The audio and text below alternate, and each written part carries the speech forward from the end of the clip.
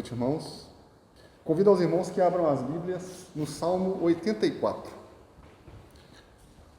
Quão amáveis são os teus tabernáculos, Senhor dos exércitos. A minha alma suspira e desfalece pelos átrios do Senhor. O meu coração e a minha carne exultam pelo Deus vivo. O pardal encontrou casa e a andorinha ninho para si, onde acolha os seus filhotes. Eu, os teus altares, Senhor dos exércitos, Rei meu e Deus meu. Bem-aventurados os que habitam em tua casa, louvam-te perpetuamente. Bem-aventurado o homem cuja força está em ti, em cujo coração se encontram os caminhos aplanados, o qual, passando pelo vale árido, faz dele um manancial. De bênçãos o cobre a primeira chuva. Vão indo de força em força. Cada um deles aparece diante de Deus em Sião. Senhor, Deus dos exércitos, escuta minha oração. Presta ouvidos, ó Deus de Jacó. Olha, ó Deus, escudo nosso, e contempla o rosto do teu ungido. Pois um dia, nos teus átrios, vale mais que 1000. Prefiro estar à porta da casa do meu Deus a permanecer nas tendas da perversidade.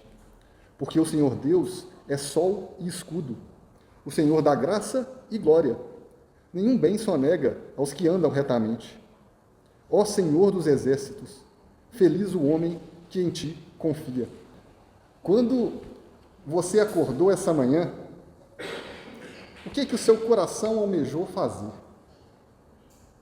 Dia frio e chuvoso como o dia de hoje, né? Dia perfeito para ficar em casa, debaixo da coberta, assistindo TV, talvez. Depois de uma semana pesadíssima de trabalho, muito trabalho, trabalho pesado, talvez você escolha ficar um pouco mais em casa, descansando naquele domingo. Ou se fosse um belo dia de sol lá fora, dia quente, perfeito para uns bons momentos em uma piscina, para quem mora perto da praia, ou está viajando de férias na praia, um belo dia para poder passar na praia, se fosse um dia de sol. E talvez à noite, como hoje estamos aqui, se eu estivesse mais animado, eu vou de manhã, descanso, e à noite, se eu estiver mais animado, eu vou à igreja. Ou ao final da tarde pensamos, preciso de guardar um pouquinho mais de energia para a semana que vem vai ser pesada. Talvez valha a pena eu ficar em casa nesse domingo à noite e descansar um pouquinho mais. Afinal, eu já fui na igreja pela manhã. Ou talvez assistir um jogo de futebol do seu time favorito, seja uma programação interessante. Ou focar o domingo todo em uma programação de família. Certo é, irmãos, que muitas dessas coisas podem se tornar para o nosso coração pecador, do jeito que ele é, podem se tornar mais interessante do que fazer o que estamos fazendo aqui hoje, que é cultuar a Deus com nossa família da fé. E estudando esse texto que vamos trabalhar hoje, que nós já lemos, a mim só cabe corar de vergonha. O que o salmista sente ao buscar a presença de Deus e qual a dimensão daquilo que ele sentia quando ele escreve para a gente.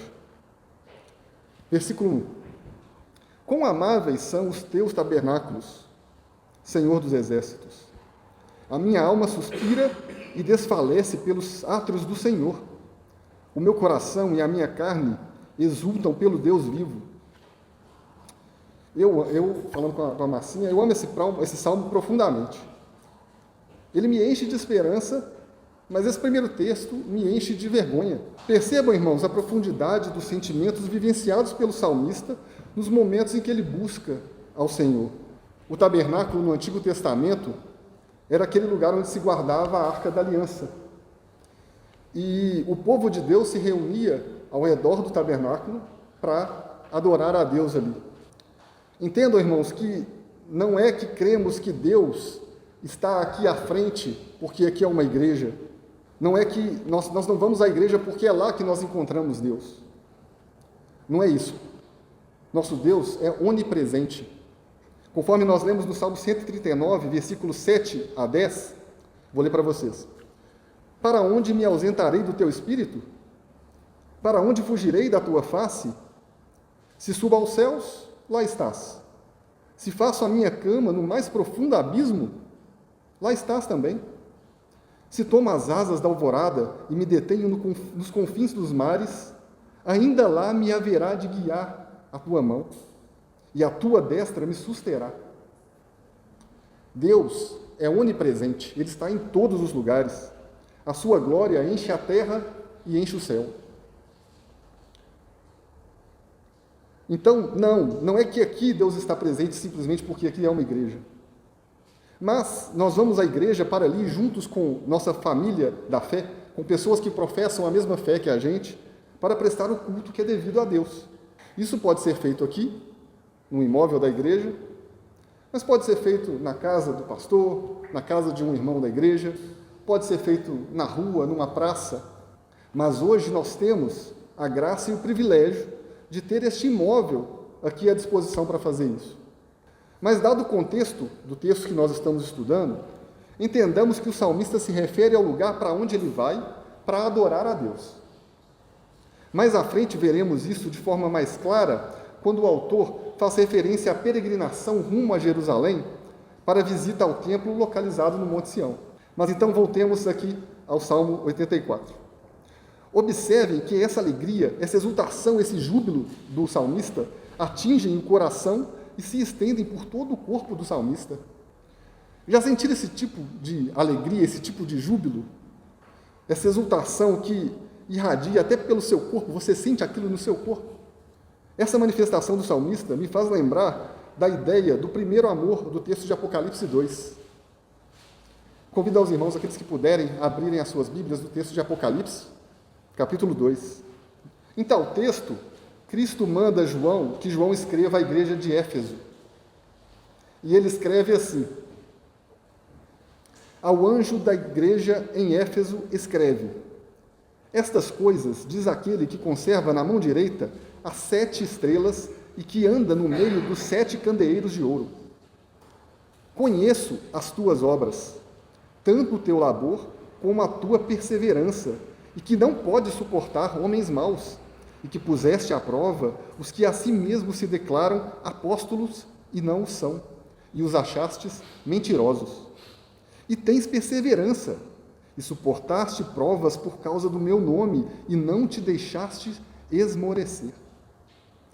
Tenho, porém, aí vem uma conjunção adversativa, tenho, porém, contra ti, que abandonaste o teu primeiro amor. Lembra-te, pois, de onde caíste, arrepende-te e volta à prática das primeiras obras. Observem que a igreja estava firme na doutrina, atenta e ativa contra falsos ensinos, mas, aparentemente, a igreja de Éfeso se tornou morna, se tornou fria.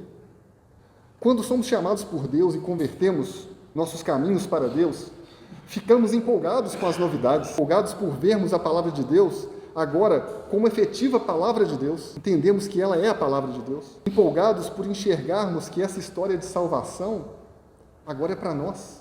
Empolgados por termos sido tocados por nosso Salvador e agora queremos contar isso para todos ao nosso redor. E atuamos com alegria, com empolgação, com dedicação em tudo que temos oportunidade de fazer na obra de Cristo. Vocês lembram da sua conversão? Como que no nosso coração a gente tem esse desejo de, nossa, eu quero participar de todas as coisas que estão disponíveis ali para mim. E eu entendo que essas são algumas das características desse primeiro amor que o texto de Apocalipse traz para nós. Essa empolgação, essa atitude ativa nossa no trabalho da igreja. E é justamente isso que eu vejo na manifestação do salmista ali no Salmo 84. A sua alma e a sua carne exultam pelo Deus vivo. Ele está firme nas obras do primeiro amor. E o salmista prossegue: o pardal encontrou casa e a andorinha ninho para si, onde acolhe os seus filhotes. E eu, os teus altares, Senhor dos exércitos, Rei meu e Deus meu. Aqui, de forma poética, o autor mostra que os tabernáculos de Deus podem acolher aquelas pessoas mais simples, como os pardais.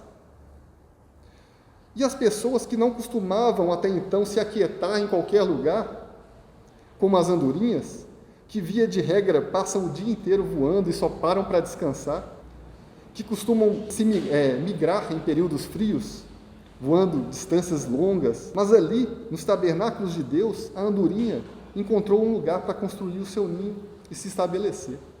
Claro que é uma forma poética do autor tratar disso. E o autor da mesma forma encontrou os altares do Senhor dos Exércitos. Ali ele é acolhido e pode se fixar e pode se aconchegar. Agora, como isso é possível?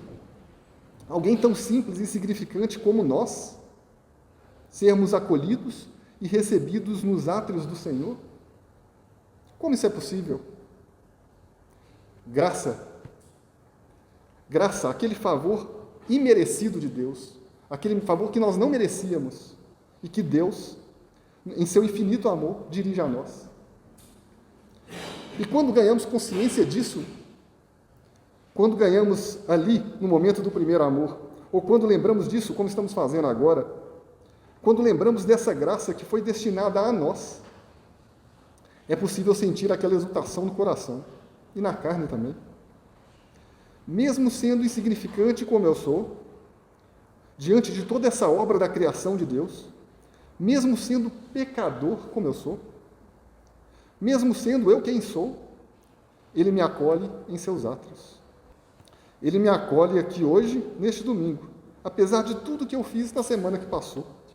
Ele me faz acordar com vida neste domingo e, mais uma vez, acolheu-me aqui nos seus átrios. Pura e imensurável graça. Então o salmista continua, agora apontando algumas bem-aventuranças. E a primeira delas é uma analogia sobre aquilo que ele falou até aqui.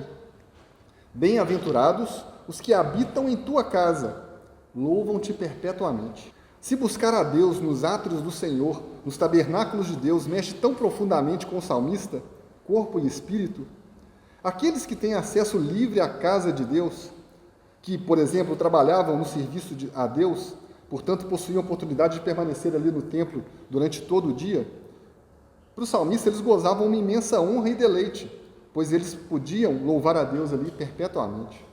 Mas vejam que essa profundidade do desejo de estar diante dos átrios do Senhor não se resume ao cumprimento de uma obrigação ou num simples prazer por estar ali. O salmista vai aprofundando quando continua com mais algumas bem-aventuranças.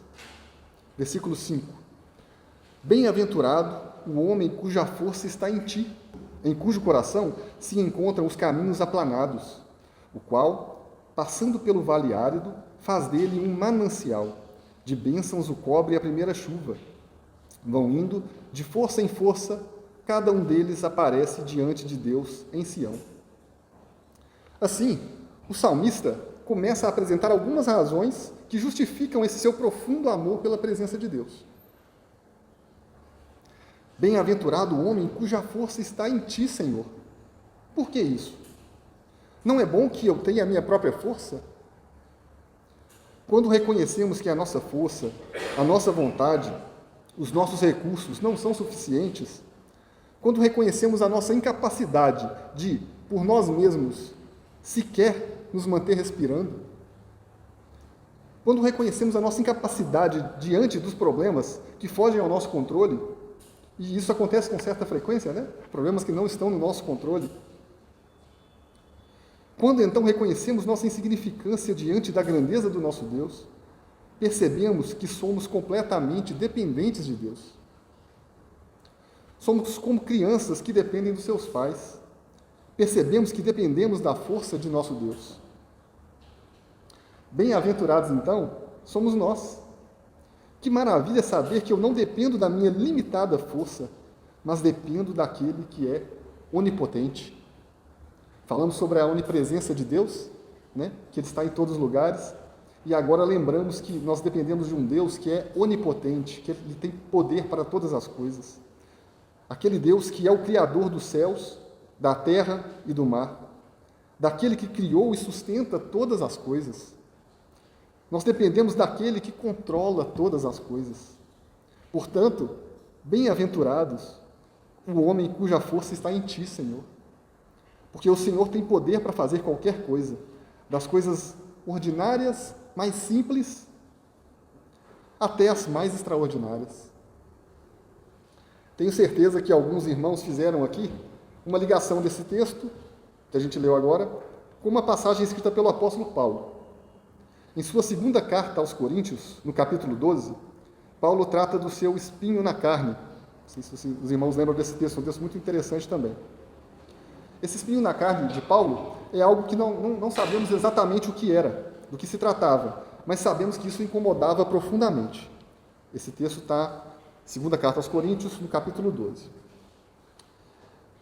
Esse espinho na carne trazia um sofrimento considerável para Paulo, e por isso Paulo afirma que pediu a Deus por 3 vezes que lhe tirasse esse espinho na carne. E a resposta que ele disse receber o levou a entender a bênção de ter a sua força em Deus. Versículo 9. Então ele me disse: a minha graça te basta, porque o poder se aperfeiçoa na fraqueza. De boa vontade, pois, mais me gloriarei nas fraquezas, para que sobre mim repouse o poder de Cristo. Pelo que sinto prazer nas fraquezas, nas injúrias, nas necessidades e nas perseguições, nas angústias por amor de Cristo.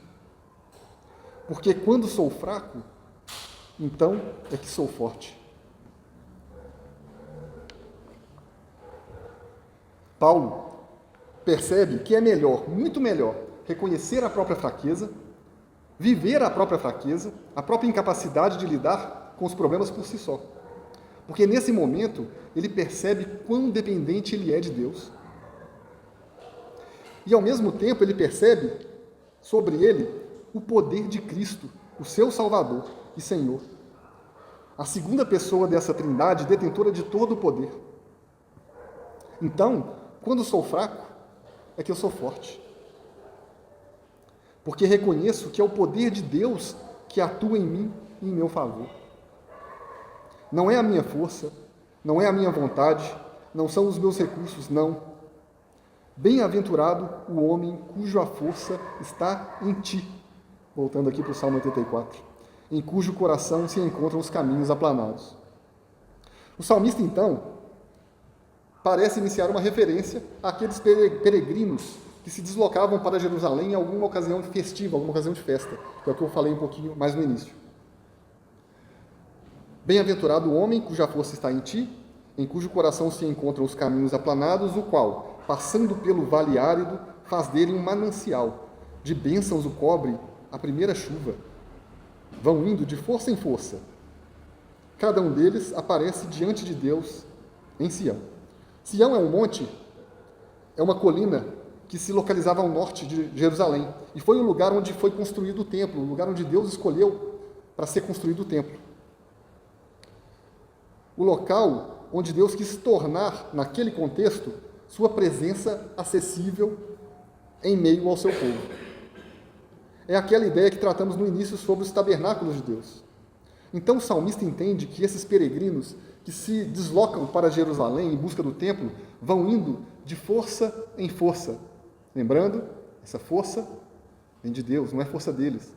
E por mais que passem por um vale árido, um vale seco, fazem dele um manancial, uma fonte de águas, uma nascente. Mas percebam, essa transformação, ela não é uma transformação literal. Mas é justamente aquilo que falamos sobre Paulo.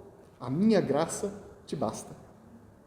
Mesmo em circunstâncias difíceis, trilhando um caminho difícil, os peregrinos seguiam como em um verdadeiro manancial, pois seguiam rumo ao templo de Deus. Seguiam a buscar a presença do Deus de Sião. Imagina esse peregrino chegando ao templo depois de passar por lugares áridos, lugares tão inóspitos, e chega diante do templo. Creio que aqueles primeiros versículos também reflitam bem os sentimentos deles, que chegaram ali, conseguiram chegar ao objetivo deles. Quão amáveis são os teus tabernáculos, Senhor dos Exércitos! A minha alma suspira e desfalece pelos teus atos. O meu coração e a minha carne exultam pelo Deus vivo. Para chegar a esse lugar maravilhoso e desejável, o caminho, por mais difícil que seja, ou que pareça ser, o caminho se torna simples. Passível de ser vencido com facilidade, porque o foco do peregrino ali não está no caminho, está no alvo dele. E esse vale árido é um manancial, se ele me leva às portas do templo do meu Deus. Então o salmista começa um clamor a Deus. Versículo 8. Senhor, Deus dos exércitos, escuta minha oração. Presta ouvidos, ó Deus de Jacó. Olha, ó Deus, escudo nosso, e contempla o rosto do teu ungido. Essa expressão ungido, ela é comumente usada para se referir ao rei, que era ungido pelo sacerdote para exercer o ofício de rei. O rei era mais que um líder político naquela época, para o povo de Israel. Ele era uma espécie de reflexo do governo de Deus na terra. Um representante de Deus diante do povo e vice-versa, um representante do povo diante de Deus. Pensando de forma um pouco mais ampla, considerando que o autor final da Bíblia é o próprio Deus, afinal a Bíblia é a palavra de Deus, podemos enxergar esse ungido de Deus mais à frente nessa história. É aquele rei esperado, o Salvador prometido, aquele que exerceria de forma perfeita os ofícios de rei, profeta e sacerdote, o próprio Cristo. O clamor, então, é um pedido para que o Senhor Deus dos exércitos incline seus ouvidos para ouvir o salmista, mas para que olhe para o rosto, para a obra do seu ungido. Aqui, então, o rosto coroado de Jesus na cruz do Calvário, com uma coroa de espinhos. Rosto agora glorificado.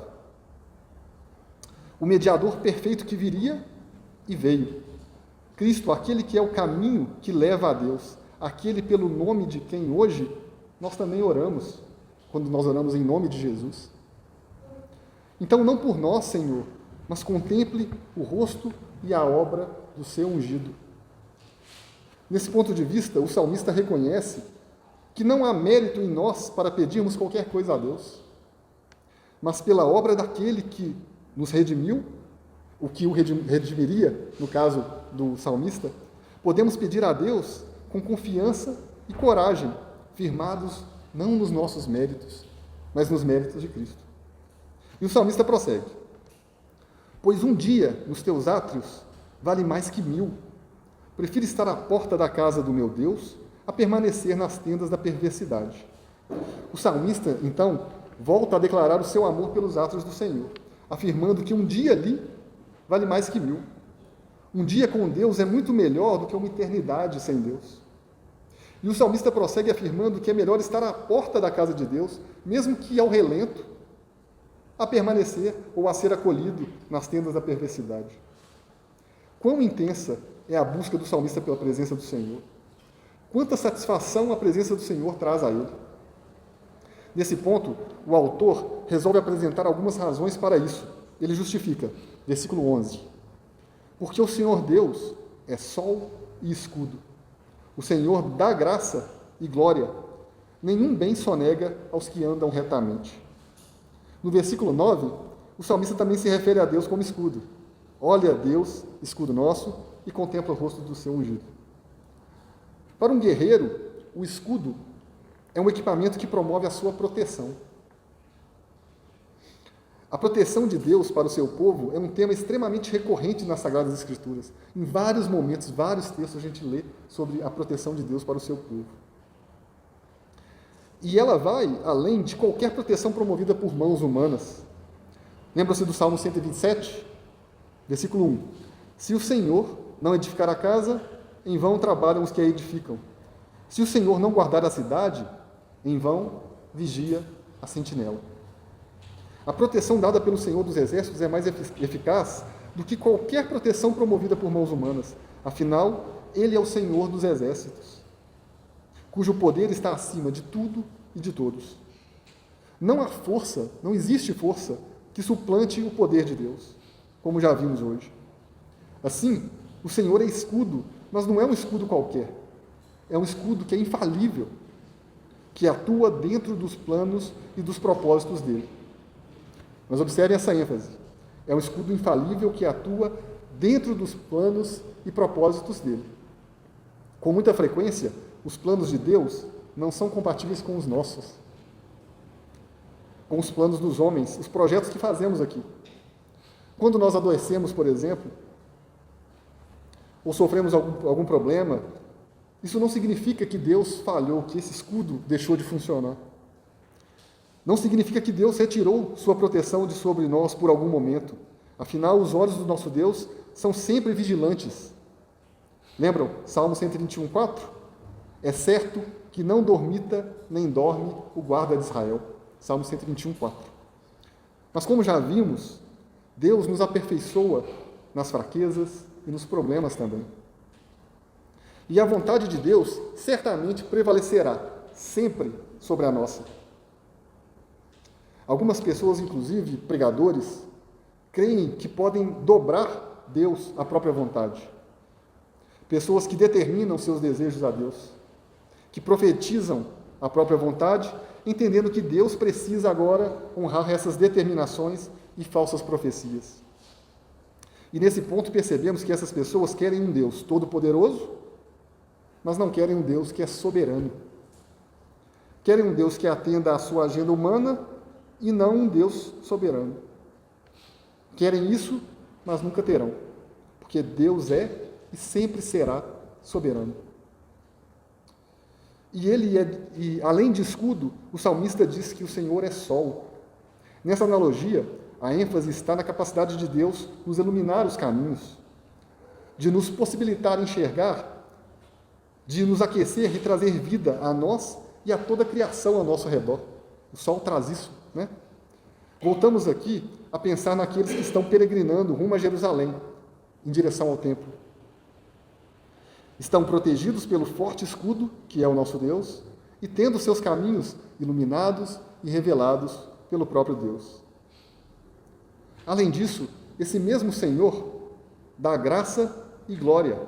Nenhum bem sonega aos que andam corretamente. Já falamos um pouco sobre a graça de Deus aqui hoje. Aqueles, em relação à glória, aqueles a quem Deus chamou por graça, aqueles que irão perseverar nos caminhos do Senhor, reinarão com Cristo. 2 Timóteo 2, 10 a 12, primeira parte. Vou ler para vocês. Por esta razão, tudo suporto por causa dos eleitos, para que também eles obtenham a salvação que está em Cristo Jesus, com eterna glória. Fiel é esta palavra: se já morremos com Ele, também viveremos com Ele. Versículo 12. Se perseverarmos, também com Ele reinaremos. Uma grande honra e glória, não? Então, os eleitos de Deus, aqueles que andarem retamente e perseverarem, serão sempre supridos por Deus. Deus não desampara os seus. E esses eleitos esperarão, enquanto peregrinarem por essa terra, aquela glória do porvir, a glória prometida por Deus. Quão amáveis são os teus tabernáculos, Senhor dos exércitos. Agora, já chegando próximo à conclusão, irmãos, quero destacar o versículo 14 do primeiro capítulo do Evangelho segundo João, que lemos na nossa liturgia. Foi o primeiro texto que lemos na liturgia. Vou destacar o versículo 14. E o Verbo se fez carne e habitou entre nós, cheio de graça e de verdade, e vimos a sua glória, glória como do unigênito do Pai. Quero destacar que do texto original em grego, outras versões e traduções da Bíblia substituem a expressão habitou entre nós por tabernaculou entre nós. Esse lindo texto de João, que trata do nascimento e vinda de Jesus ao mundo, mostra que Cristo foi a presença perfeita de Deus entre nós. O templo e os seus tabernáculos representavam a presença de Deus no mundo, mas agora essa presença foi elevada de uma forma grandiosa e maravilhosa, quando o próprio Cristo, uma das pessoas da Trindade perfeita, tabernaculou entre nós.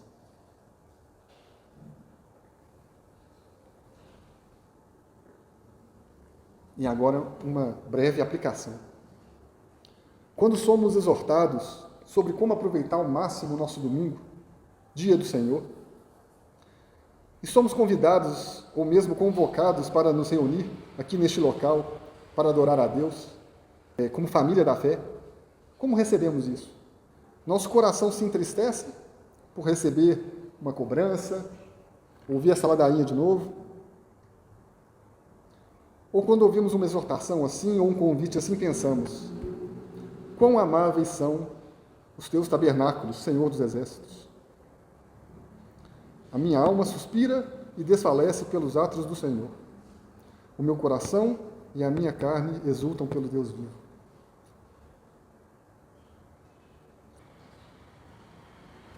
Nessa igreja, nós temos o privilégio de poder cultuar a Deus como família da fé 2 vezes no domingo.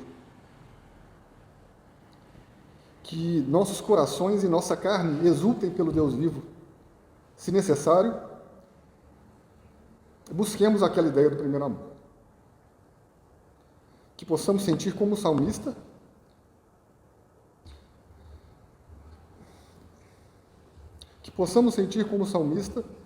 essa profunda alegria quando nos é oportunizado vir à igreja para adorar e engrandecer o nosso Deus.